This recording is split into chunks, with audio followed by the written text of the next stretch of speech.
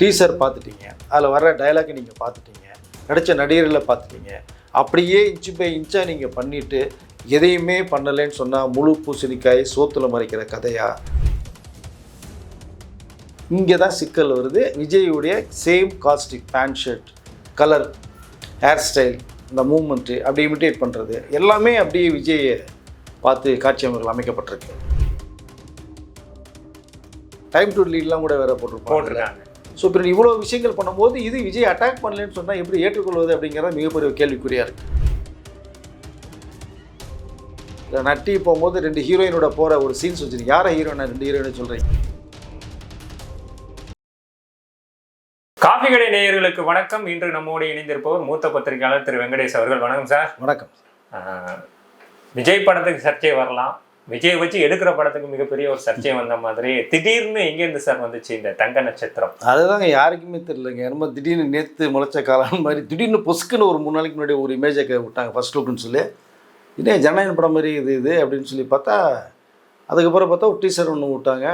பார்த்தா கிட்டத்தட்ட பார்த்தோம்னா ஜனநாயகன் படத்தை காப்பி பேஸ்ட் மாதிரி அப்படியே பண்ணி ஒரு அட்டாக் பண்ணுற மாதிரி இருக்குது. சில விஜய் ரசிகர்கள் கொண்டாடுறாங்க. ஏன்னா 2-3 டைலாக்லாம் ரொம்ப விஜய் ப்ரைஸ் பண்ணுறது மாதிரி இருக்கும். அதை சில பேர் வந்து இல்லை இது ஏதோ ஒரு உள்குத்து வேலையாக இருக்குது, நம்ம ஜனநாயகன் படத்தையும் விஜய் அட்டாக் பண்ணுறாங்க. அது மாதிரி 2 தரப்பாக இப்போ விஜய் ரசிகர்கள் ஒரு போர்க்கொடி தூக்க ஆரம்பிச்சிருக்காங்க. பட் இது சம்மந்தமாக பார்த்திங்கன்னா வந்து ஒரு 2 days பேக் வந்து ஒரு ப்ரெஸ் மீட்டும் நடத்தப்பட்டது, பத்திரிகையாளர்களுடைய சந்திப்பும் நடைபெற்றது. நிறைய கேள்விகள் பத்திரிகை சகோதரர்கள் கேட்டாங்க. அதற்கு வந்து தம்பி ராமையாவும் நட்டியும் டாக்டர் உமாபதியும் மாறி மாறி பதில் சொன்னாங்க. கிட்டத்தட்ட பார்த்தோம்னா விஜய் அவர்கள் எங்களுக்கு சிங்கம் மாதிரி ஒரு சிங்கமாக தான் நாங்கள் பார்த்தோம். இது ட்ரோல் செய்யப்படலை, அது செய்யப்படலை. நீங்கள் 10ஆம் தேதி படம் ரிலீஸ், 8ஆம் தேதி பத்திரிகை ஷோ நீங்கள் பார்த்துட்டு சொல்லுங்கள், நீங்கள் படம் முழுக்க சிரிச்சிட்டே இருப்பீங்க, ஜாலியாக இருக்கும் அப்படிங்கிற ஒரு கருத்தை பதிவு பண்ணாங்க. கேட்ட கேள்விகளுக்கு இந்த மாதிரி பதில் தான் எல்லார்ட்டையுமே வந்தது. ஃபர்ஸ்ட் ஆஃப் ஆல் பார்க்குறதா இருந்ததுன்னா ஓகே, காமெடி படம் எடுத்திருக்கீங்க, காமெடி சிரிக்கலாம், இதெல்லாம் ஓகே. ஆனால் நீங்கள் யாரை சொல்லி காமெடி பண்ணியிருக்கிறீர்கள் அப்படிங்கிறது தான் இங்கே ரொம்ப ஹைலைட்டாக பார்க்கப்பட வேண்டிய விஷயமாக நான் நினைக்கிறேன். அதுதான் இங்கே பேசும் பொருளாக மாறி இருக்கு. ஸோ நீங்கள் நார்மலாக நட்டி அவர்களை வச்சுட்டு ஒரு நல்ல ஒரு காமெடி படம் சதுரங்க வேறு மாட்டி வந்து ஒரு ஸ்கேம் படம் மாதிரி நீங்கள் பண்ணியிருந்தீங்கன்னா உண்மையிலேயே பாராட்டிருக்கலாம், தப்பு கிடையாது. பட் இங்கே உங்களுடைய முக்கியமான ஒரு எய்மே வந்து ஜனநாயகன் படத்தினுடைய அந்த இமேஜையும் டீசரில் வரக்கூடிய அந்த அவர் பேசின பிரச்சார கூட்டத்தில் இடம்பெற்ற அந்த என்ன சொல்கிறது வசனம்னு சொல்கிறதா எப்படி சொல்கிறதுன்னு தெரியல. படத்தில் நீங்கள் வசமாக வச்சுருக்கீங்க அதை. ஸோ எப்படி இதை பார்ப்பது? எதுவுமே இல்லைன்னு சொன்னால் நான் படத்தில் நீங்கள் வைக்கப்பட்ட காட்சிகள் எல்லாமே இந்த டீசரில் அப்படியே இருக்குது. நமக்கு தெரிந்த வரைக்குமே டீசரை ஒரு பக்கம் நம்ம பார்த்ததுக்கு பிறகு வந்து என்ன கதைக்களமாக இருக்குது என்னங்கிற ஒரு விசாரிக்கும் போது வந்து கிடைத்த தகவல் என்னென்னு பார்த்தீங்கன்னா, வடநாட்டில் இருக்கிற ஒரு வாலிபர் குல்கந்த் குமார் அப்படின்னு சொல்லிட்டு அவர் நேராக பரப்பிட்டு சென்னைக்கு வர்றாரு. சென்னைக்கு வந்து ஒரு பீடா கடை போடுறாரு. எப்படி ஒரு படத்தில் சந்தானம் இந்த என்னமோ ஒரு படத்தில் வந்து இங்கேருந்து போய் மும்பையில் போய் இந்த பானிபூரி கடை போட்டு விளையாடலாம், அந்த மாதிரி அங்கேருந்து இங்கே வந்து பீடா கடை போட்டு ஒருத்தர் வாழ்க்கையை வாழ்வாதாரத்தில் போகும்போது பார்த்தோன்னா அவருக்கு ஒரு ஆசையில் வருது. அங்கே நிறைய கான்ட்ராக்ட்ஸ்லாம் கிடைக்கிறது மாதிரி ஒரு சீன் அமைக்கப்பட்டிருக்குன்னு நினைக்கிறேன். அதுலேருந்து பார்க்க போனோம்னா அவர் மிகப்பெரிய நடிகராக அது எப்படியோ திரையுலகத்தில் உள்ள நுழைஞ்சி நம்மளும் நடிகராக மாறிடணும் அப்படிங்கிற இலக்கத்தோடு போகிறார். பட் அங்கே ஒரு நடிகராகவும் மாறுறாரு, படங்கள்லாம் ஹிட் ஆகுது, பயங்கர உச்ச நடிகராக மாறுறாரு, கோடிகளும் சம்பளம் வாங்குற மாதிரி இருக்குது. அதன் பிறகு பார்த்தோம்னா கதாநாயகிகளுடைய அவருடைய அந்த காட்சி அமைப்புகள் இதெல்லாம் டீசரில் வச்சுருக்காங்க பார்த்தீங்கன்னா பார்த்தாலே தெரியுது சார். எஸ், அப்போ பெரிய நடிகராக மாறுறாரு. உச்ச நடிகராக வந்ததுக்கு பிறகு இன்னொரு ஆசை வருது, ஏன் நம்ம தமிழகத்தின் முதலமைச்சராக ஆகிடக்கூடாது, அரசியல் ஆசை வருது, அரசியலையும் உள்ளே போகிறாரு. இங்கே தான் சிக்கல் வருது. விஜயுடைய சேம் காஸ்டிக் pant shirt, colour, hair style, இந்த மூமெண்ட்டு அப்படி இமிட்டேட் பண்ணுறது எல்லாமே அப்படியே விஜயை பார்த்து காட்சி அமைப்புகள் அமைக்கப்பட்டிருக்கு. அப்போ இங்கே என்ன சொல்கிறாங்கன்னா, இங்கே தான் இல்லை நாங்கள் வந்து விஜயெல்லாம் நாங்கள் அப்படி பண்ண மாட்டோம் அப்படின்றது மாதிரியான ஒரு கருத்துக்களை பதிவு பண்ணுறாங்க எல்லா பேருமே. ஓகே, பட் ஆனால் படம் வந்ததுக்கு பிறகு தெரிய போகுது, நீங்கள் விஜயை ட்ரோல் செய்து காமிக்ஸ் பண்ணி மீம்ஸ் மாதிரி பண்ணி நீ அட்டாக் பண்ணியிருக்காங்கிறத 10ஆம் தேதி தெரிஞ்சிட போகுது அது. ஆனால் இந்த டீசர் பார்க்கும்போது என்ன சொல்லுது அப்படிங்கிறது தான் முக்கியமான விஷயம் பார்க்கப்படுது இல்லையா? அது ஒட்டுமொத்தமாக அந்த கிங்ஸ்லி பேசுகிற டைலாக்கு தமிழகத்தில் ஆளாசப்படலாமா அப்படின்னு கேட்டாலாம் யாரை சொல்ல வரீங்க? சாதாரணமாக நீ இந்த ஜனநாயகன் படத்தையோ விஜய் பற்றியோ அரசியல் வர வந்து படம் இருந்தீங்கன்னா அது நார்மலாக பேசப்பட்டிருக்கும். சதுரங்க வேட்டை அப்படி தான் நட்டி அவர்கள் வச்சு பண்ணார். இல்லை என்ன ஒரு கொடுமைன்னா வினோத்துடைய ஃபஸ்ட்டு படம் சதுரங்க வேட்டை. ஆமாம். ஜனநாயகன் படம் வினோத் டைரக்ஷனில் விஜய் வந்து கடைசி படம் அவர் விஜய்க்கு எப்படி சின்காது பாருங்க. பட் இங்கே நட்டியை பொறுத்த மட்டுமே ஒரு நல்ல நடிகர், நல்ல கேமராமேன், பிஆர் விஜயலட்சுமிட்ட தான் கேமரா அசிஸ்டண்டாக இருந்துட்டு கேமராமேனை மாறலான்னும் போது தான் ஃபஸ்ட்டு படம் ஒரு ஆட் ஃபிலிம், அது ஷார்ட் ஃபிலிம் ஒன்று பண்ணாங்க. பட் ஃபஸ்ட்டு படமே பார்த்தீங்கன்னா தமிழ் திரையுலகில் அறிமுகம் கிடைக்கிது. அதுவும் விஜய் நடித்த யூத் படத்தின் மூலம் தான் கேமராமேன் அறிமுகமாகிறார். ஓகே. ஸோ இங்கே விஜய் நட்பு உருவாகுது. அன்றைக்கி நடிச்சிருந்தாருன்னா புதுமுக கேமராமேனுக்கு வேணான்னு சொல்லியிருக்கலாம் விஜய் இல்லையா? பட் அவர் சொல்ல விரும்பலை அதை. பட் நட்டி அறிமுகம் வர்றாரு. அதுக்கப்புறம் புலி படத்துக்கு கேமராமேன் அவராக மாறுறாரு. துப்பாக்கி படத்துக்கு ஒரு சாங் ஒர்க் பண்ணி தர்றாரு. அதுக்கப்புறம் ஹிந்தி படங்களுக்கு போய் கிட்டத்தட்ட 17 படங்களுக்கு மேலே ஹிந்தி படம் ஒர்க் பண்ணுறாரு. அங்கே ஜப்பிமெட்லாம் பார்த்தீங்கன்னா அப்படி கண்ணுக்குள்ளே இருக்கும் அதனுடைய ஒளிப்பதிவு. அவ்வளோ அழகாக பண்ணியிருப்பார். கேமராவுக்கு அந்த ஒளிப்பதிவு இயற்கை காட்சியில் படம் கொடுத்து அந்த படம் உங்களுக்கு ஃபுல்லாக அவுட்டோரில் தான் பண்ணியிருப்பாங்க. அப்படிப்பட்ட அருமையான ஒரு கேமராமேன். பட்டு எனக்கும் நட்டி வந்து நல்ல பழக்கம் இருக்குது. ஸோ நல்ல மனிதர், நல்ல பண்பாளர், அன்பானவர், எல்லாத்துக்கும் கரெக்டு.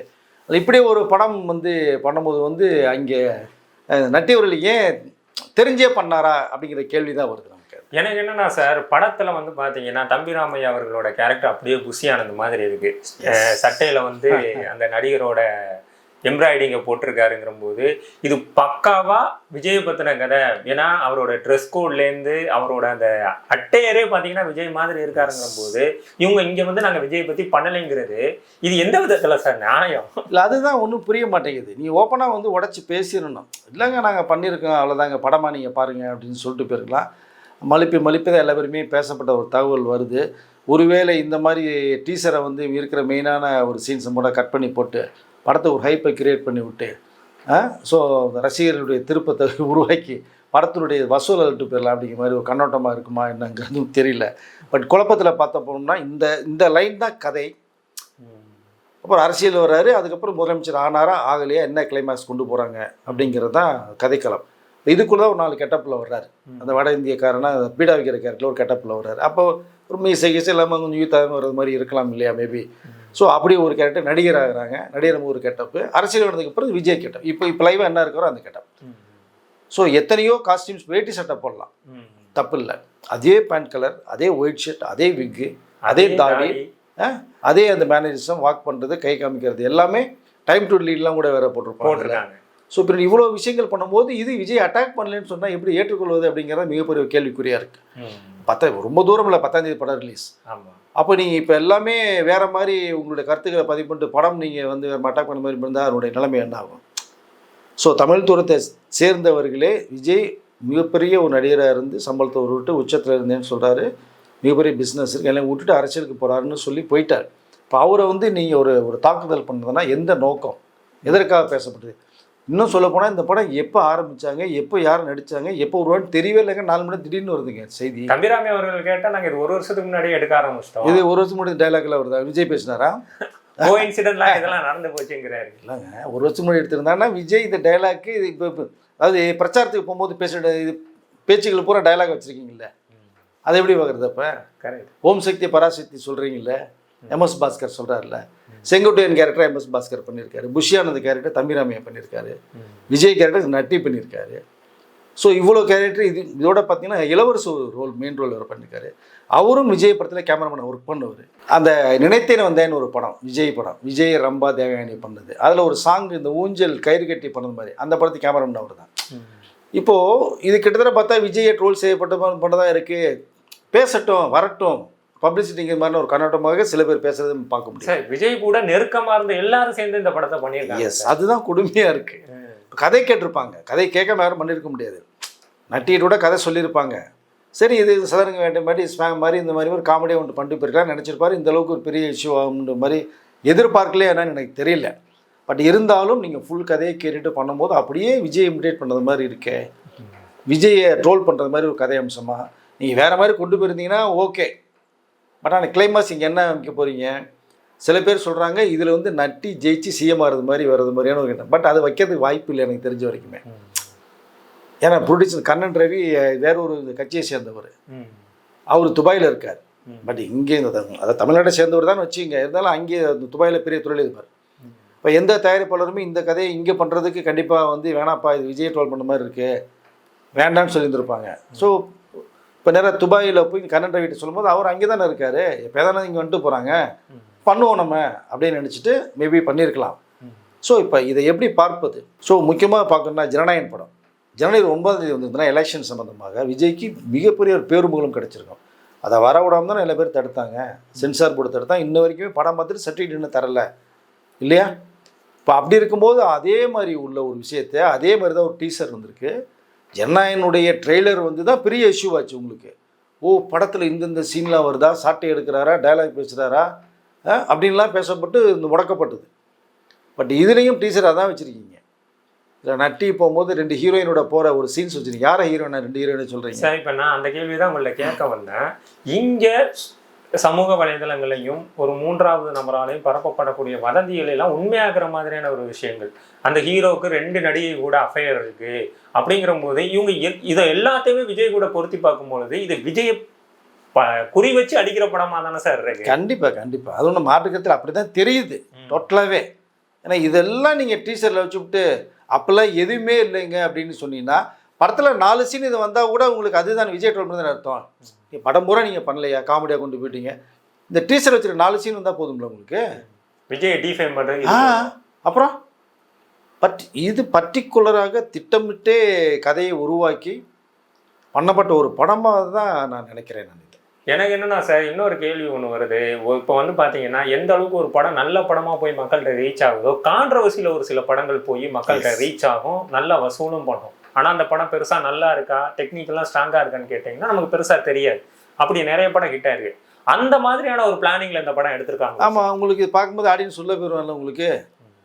இப்போ வந்து 400 தியேட்டர் போகிறான்னு வச்சுக்கிங்க, ஏப்ரல் 10th அன்னைக்கு 400 தியேட்டர்லையுமே 4 காட்சி ஃபுல்லாக போகும்ல உங்களுக்கு ஓப்பனிங்கு. அங்கே ஒரு 3 நாள் போச்சுன்னா என்னாச்சு உங்களுக்கு? மொத்த கலெக்ஷன் வந்து கம்மி பட்ஜெட்டில் எடுக்கப்பட்ட படம் மிஞ்சி போனால் 10 கோடிக்குள்ளே தான் இருக்கும் அதிகபட்சம், அதுக்கு மேலே கிடையாது. அப்போ இது அந்த 4 நாள் இந்த 3 நாள் கலெக்ஷன் அல்ட்டி பெருமை உங்களுக்கு. டிடிடின்னு ஒரு படம் ஜீவாச்சு பண்ணார்ல, இதே கன்னட தான் ப்ரொடியூசர். ஜனநாயகன் வராதனால அந்த படத்தை ரிலீஸ் பண்ணாங்க.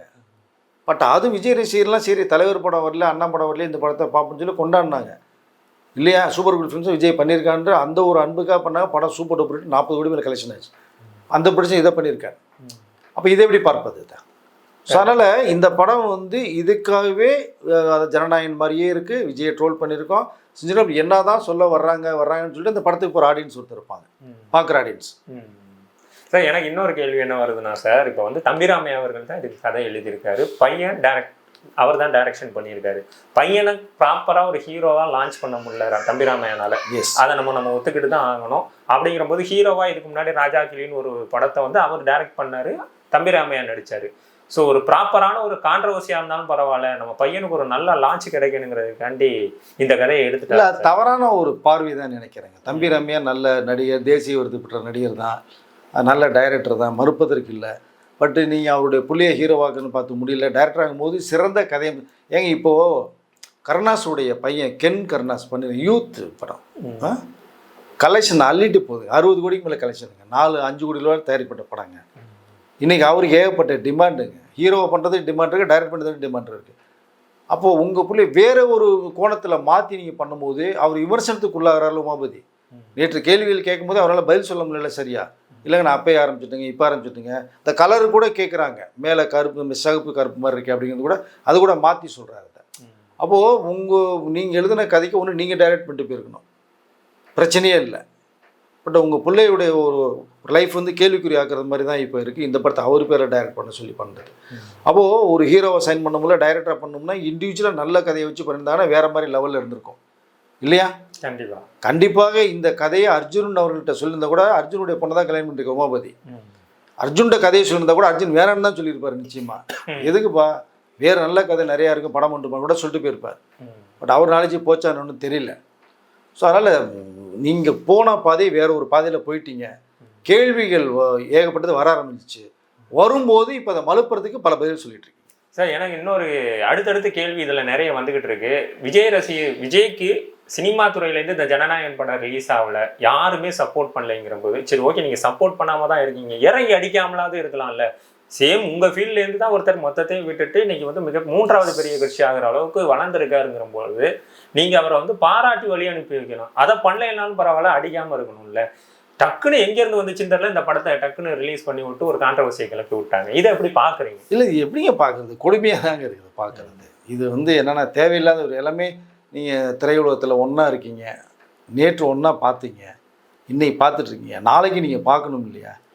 அப்போது ஒருத்தரை வந்து நீங்கள் போகிறதுக்கு உங்களுடைய ஆதரவு தெரிவிக்காட்டினாலும் நீங்கள் அடிக்கிறது என்பது வந்து குறைத்து கொள்ளணும். அரசியல்வாதிகள்லாம் அடிக்கிறாங்க, கூட இருந்த நீங்களும் இப்படி பண்ணால் எப்படி? அதை நீங்கள் ஒரு படம் பண்ணுங்கள், ட்ரோல் பண்ணி பண்ணுங்கள், எதை வேணாலும் பண்ணுங்கள். நீங்கள் எவ்வளோ கதைகள் இருக்குது, அதை வச்சு நீங்கள் கொண்டு போகலாம். பட் இப்போ கரண்ட்டில் இருக்கிற ஒரு மேட்ரு, ஜனநாயகனே வெளியே வருமா வராதுன்னு ரசிகர்கள் ரொம்ப ஆதங்கத்தில் இருக்காங்க. 400 கோடி ரூபா போட்டு எடுக்கப்பட்ட ஒரு படம் முடங்கி கிடக்கு. இப்போ இந்த படம் வந்து நீங்கள் அப்படியே ட்ரோல், அதை அப்படியே தலையில் தூக்கி போட்டால் எப்படி இருக்கு உங்களுக்கு? அது நல்ல மெசேஜோட சொல்கிற படத்தை நீங்கள் ஒரு காமெடியாக ஹியூமராக டம்மியாக ஒரு மேட்டர் சொல்லிட்டு போய் எப்படி இருக்கும் உங்களுக்கு? அதை அப்போ ஜனநாயகனை அடிச்சு நொறுக்க தான் இந்த படத்தை கொண்டு எஸ் அப்படி தான் தெரியுது, அப்படி தான் தெரியுது. ஓகே சார், எனக்கு இன்னொரு கேள்வி ஒன்று இருக்குது. அது என்னன்னு பார்த்தீங்கன்னா, விஜய் ரசிகர்கள் நேற்று ஒரு விஷயத்த சொல்லியிருந்தாங்க. எங்கள் தலைவனை அடித்து நீ ஒரு படம் பண்ணுற, எங்களை தாண்டி ஒரு படம் இங்கே எவ்வளோ நல்ல படமாக இருந்தாலும் நாங்கள் தான் ஓட வைக்கணும். பராசக்திக்கு என்ன நடந்துச்சு தெரியுங்கள, அதே விஷயந்தான் இந்த படத்துக்கு நடக்கும். நாங்கள் எங்கள் முன்னாடி தானே இந்த படம் வரணும்னு சொல்லிட்டு விஜய் ரசிகர்கள்லாம் கோவத்தை அள்ளி தெளிக்கிறாங்களா சார்? கோவத்தின் வெளிப்பாடு தான் அது. நீங்கள் கோவத்தை உருவாக்கிட்டீங்களா? அவன் மட்டும் சும்மா அரசியல் அது இதுன்னு பார்த்துட்டு இருந்தவங்கள போய் இப்படி கிளப்பி விட்டிங்கன்னா, அதுதான் முன்னாடி சொன்னேன். அவங்க வெளியே ஜனநாயக படம் வராதனால மிகப்பெரிய ஒரு ஆதங்கத்தில் இருக்காங்க, வருத்தத்தில் இருக்காங்க. பணம் போட்டவங்க 400 கோடி வேற ஒருத்தர், இவங்க 200 கொடுத்து பார்க்க போகிறவங்க தான். அவர்லேயே வரலையே செய்யலையே கடைசி படம்னு சொல்லிட்டாரு அப்படின்னு ஒரு கஷ்டத்தில் இருக்கும்போது நீங்கள் இப்படி ஒரு விஷயத்தை ஃபோக்கஸ் பண்ணிங்கன்னா கோவம் வருமா வராதா? பட் என்னை பொறுத்த மட்டும் கஷ்டப்பட்டு எல்லாம் படத்தை போட்டு பண்ணுறாங்க, படம் ஓடணும், போட்ட லாபம் வரணுங்கிறது தான் நம்மளுடைய எண்ணம், கருத்து. இப்படிப்பட்ட விஷயங்கள் நீங்கள் கன்வே பண்ணும்போது எப்படி மக்கள்கிட்ட போய் ரீச் ஆகும்? மக்களுடைய அந்த கோபத்தினுடைய வெளிப்பாடை காமிச்சாங்கன்னா என்ன நடக்கும்? காமிச்சாலும் ஆச்சரியப்படுறதுக்கு இல்லை. அடுத்து வந்து என்னன்னா, ஜனநாயகன் படம் என்னதான் சென்சார் வாங்கினாலும் எலெக்ஷன் கேம்பெயின் ஆகிடும், டேட் அனௌன்ஸ் பண்ணிட்டாங்க, அதனால படம் வராதுங்கிறது ஒரு ரூல், அது எல்லாருக்குமே தெரியுங்கிற போது, அதே மாதிரி ஒரு சமகால அரசியல்வாதியை விமர்சனம் செய்கிற படத்துக்கு மட்டும் எப்படி சென்சார் கொடுத்து இந்த ரிலீஸ் பண்ணுறதுக்கு இதான் தேட்டர்ஸ்லாம் கொடுத்தாங்க, அது எப்படி சார்? அதுதான் விஜய் வேறு நடிகர் இருந்தால் பிரச்சனை, அரசியலுக்கு வந்துட்டார், தமிழகத்தினுடைய இந்த முதல்வர் ஆகணுன்ற மிகப்பெரிய கனவோட வந்துட்டார். ரெண்டாவது நீ சொன்ன மாதிரி 2வது இடத்துல முன்னுக்கு பின்னா ஃபஸ்ட்டு செகண்ட் மாறி மாறி வர்றாரு, மக்கள் செல்வா காமிச்சிட்டாரு, யார் விஜய் யாருங்கிற தமிழ்நாட்டை காமிச்சிட்டாரு. முக்கியமாக அரசியல் கட்சி தலைவர்களை காமிச்சா டெல்லியும் மறந்து போயிட்டாங்க. அப்படி இருக்கும்போது இந்த படம் விட்டால் விஜய் எங்கேயும் பிரச்சாரமே போகணும், இந்த படம் மட்டுமே போதும் பேசப்படும், அப்படி ஒரு கதைக்களம் அமைக்கப்பட்டிருக்கு. அப்போது இதை தடுப்பதற்கு பல வழிகளில் அம்பு விட்டாங்க.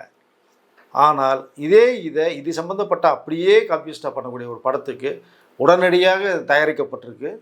ராத்திரி சில விஷயங்கள் நடக்குமாங்க இல்லையா? எப்பவுமே இந்த போர் வந்து நடந்த ராத்திரிலாம் குண்டு போடுவாங்க, பகலில் போட மாட்டாங்க. அந்த மாதிரி திடீர்னு உருவான ஒரு கதை, திடீர்னு உருவான ஒரு சிலை, திடீர்னு உருவான, அதாவது ஒரு எம்டி இடத்துக்கு நம்ம போய் நேற்று பார்த்துருப்போம், காலைல பார்த்தா அங்கே ஒரு 1000 வீடு தான் என்ன பண்ணிக்கினீங்க, அந்த மாதிரி திடீர்னு உருவாச்சு. இது எப்படி உருவாச்சுன்னே தெரியல. ஸோ அதில் திட்டமிட்டே நீங்கள் வந்து இந்த படத்துக்கு உடனடியாக தயாரிக்கப்பட்டு உடனே முதலீடு செய்யப்பட்டு டைரக்ட் பண்ணி கதையை ஏற்கனவே டக்குன்னு உருவாக்கி காப்பி பேஸ்ட்டு தானுங்க. உங்களுக்கு ஒரு கிரியேட்டருக்கு நீங்கள் ஒரு லைன் வேணும்னு சொன்னீங்கன்னா ஒரு நைட்டில் கதையை உருவாக்கிடுவாங்க. தம்பிராமே நல்ல கிரியேட்டர் தான், அப்போ டக்குன்னு உருவாக்கி சொல்லியிருப்பார். ஓகே, நம்ம எதிர்பார்த்த கதை இதுதான், அடிப்போம், எடுத்துருவோம், டக்குன்னு எடுக்கப்பட்டு இந்த கதைக்கு யார் ஹீரோ பண்ணால் பல ஹீரோட்டர் பண்ண கூட யாரும் பண்ணியிருக்க மாட்டாங்க. கதை கேட்டு எப்பா விஜய் படிக்க சொல்கிறீங்களாப்பா அப்படிங்கிற அளவுக்கு தான் மைண்ட் செட்டாக இருக்கும். இப்போ நட்டியை சாய்ஸ் பண்ணுவோம், அப்படியே நட்டி வந்து இந்த மாதிரி கேரக்டரில் பண்ணால் சிறப்பாக இருக்கும். நான் ஸ்கேன் பண்ணி நிறையா பண்ணியிருக்காரு அவர். ஸோ ஆப்டாக இருக்குன்னு சொன்ன உடனே அவர்கிட்ட என்ன மாதிரி சொல்லி அக்செப்ட் பண்ணாங்கன்றது தெரியல, பர்சனலாக பேசினா தான் தெரிய வரும். அப்போ அவர் நடிக்க வச்சு உடனடியாக எடுக்கப்பட்டு இது சென்சார் உடனடியாக கொடுக்கப்பட்டு இந்த படம் 10ஆம் தேதி ரிலீஸ் ஆகும். இப்போ ராஜாக்கிளி படம் வந்து பார்த்தீங்கன்னா பெருசாக வசூல் ரீதியாக அது வெற்றி பெற்றுச்சாங்கிறது தெரியல. அப்படிங்கிற போது அடுத்த ஒரு படம் நல்ல அந்த டீசரை பார்க்கும்போதே தெரியுது, நிறைய செட் ஒர்க்ஸ் போட்டிருக்காங்க, பட்ஜெட்டாகவே ஓரளவு பண்ணியிருக்காங்கிற போது லாஸ்ட் படம் ஃபெயிலியரு, இன்னும் அவரை ப்ரூவ் பண்ணலைங்கிற போது இது எல்லாம் எப்படி சார் இன்ஸ்டண்ட்டாக அமையுது? இல்லைங்க, ஒருத்தர் ப்ரொடியூசர்கிட்ட போய் அவங்கள அப்படியே பேசி சொல்லி கரையை வைக்கிறது தாங்க. 2 மெத்தட் இருக்குது. நல்ல கதையை சொல்லி ப்ரொடியூசரே வந்து உடனே பண்ணுவோன்னு ஆசைப்படுற கதைகள் இருக்குது.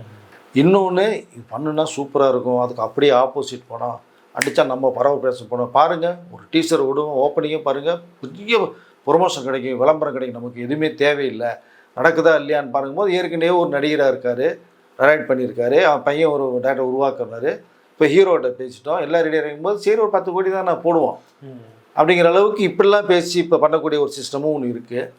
இல்லை எந்த மெத்தடில் போயிருப்போம் நீங்கள் டிசைட் பண்ணிக்கோங்க. அப்புறம் இன்னொன்று என்னென்னா, விஜய் அவர்களோட பையன் சஞ்சய் வந்து அடுத்த படம் கண்ணன் ரவிக்கு தான் பண்ணுறாரு, அப்பாவை இருக்கிறதுக்கு சஞ்சயே இந்த மாதிரியான ஒரு ரூட்டை போட்டு கொடுத்துட்டாருலாம் சொல்கிறாங்களே சார். இல்லை இது முன்னாடி நடந்த சந்திப்புங்க, இப்போ எதுக்கு சம்மந்தம் இல்லை.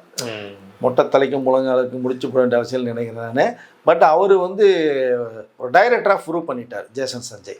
லைக்கா ப்ரொடக்ஷன்ஸில் சிக்மா பண்ணிட்டாங்க, ரிலீஸ் ஆக போதும், அடுத்த மாதம் ரிலீஸ் ஆகுது நினைக்கிறேன்.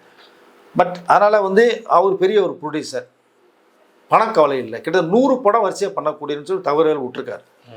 ஸோ அப்படி இருக்கும்போது ஒரு நல்ல கதையில் பெரிய பட்ஜெட்டில் படம் பண்ணலாம் அப்படிங்கிற 100 கோடியில் பட்ஜெட் பண்ணலாம் ஆசைப்பட்டிருப்பார் ஜேசன். கதையை சொல்லியிருப்பா ஓகே இருக்கும். அந்த சந்திப்பு தான் நடந்ததே தவிர பட் இதுக்காக போனார் அதுக்காக போனார்னு எப்போ எடுத்த ஒரு ஃபோட்டோ வச்சுக்கிட்டு இப்போ பேசுகிறன்றது வந்து அது சரியாக இருக்காது. ஏன்னா விஜய் அவர்கள் வந்து என்னதான் பர்சனல் குடும்பத்தில் பிரச்சனை இருந்தாலும் வீட்டுக்குள்ளே இருக்குமே தவிர வெளியில் வந்து இப்படி அப்பாவை ட்ரோல் பண்ணும்போது எந்த பிள்ளையும் வந்து ஒத்துக்குவாங்களா? ஒத்துக்க மாட்டாங்க கண்டிப்பாக. அந்த வருத்தம் ஜேசன் இருக்கும் கண்டிப்பாக. இதுக்கு முன்னாடி இருந்த ஃபோட்டோவை இப்போ எடுத்து போட்டு பாரு கண்ணன் ரவி ஜேசன் ஒன்றா இருக்காங்க, அதனால் இவருக்கும் இதுதான் சந்தோஷம் தான் அப்படிங்கிற மாதிரியான விஷயங்கள் பேசப்பட்டு இருக்கு. அது இல்லை, அது முன்பே சந்திச்சது. இப்போ இவங்க இவ்வளோ கேள்வி கேட்டதுக்கு அப்புறம் என்ன சொல்றாங்கன்னா, படம் ரிலீஸுக்கு அப்புறம் பாருங்க, நீங்க நினைக்கிற மாதிரியான படம் இது இல்லைன்னு சொல்லிக்கிட்டு இருக்காங்க. சப்போஸ் ரிலீஸ் ஆகி இதுல நடிச்சது முழுக்க இதுல இந்த கதை வந்து விஜயை அட்டாக் பண்ற மாதிரியான ஒரு ஸ்டோரியா இருந்து விஜய் ரசிகர்கள் இன்னொன்று விஜய் ரசிகர் ஃபேமிலி ஆடியன்ஸ்லாம் அந்த இயக்குனரோட அடுத்த படத்தையோ இல்லை அதில் நடித்தவங்களோட அடுத்த படத்தையோ பெருசாக கொண்டாட மாட்டாங்கல்ல சார்? அதை பற்றி கவலைப்பட மாட்டாங்க.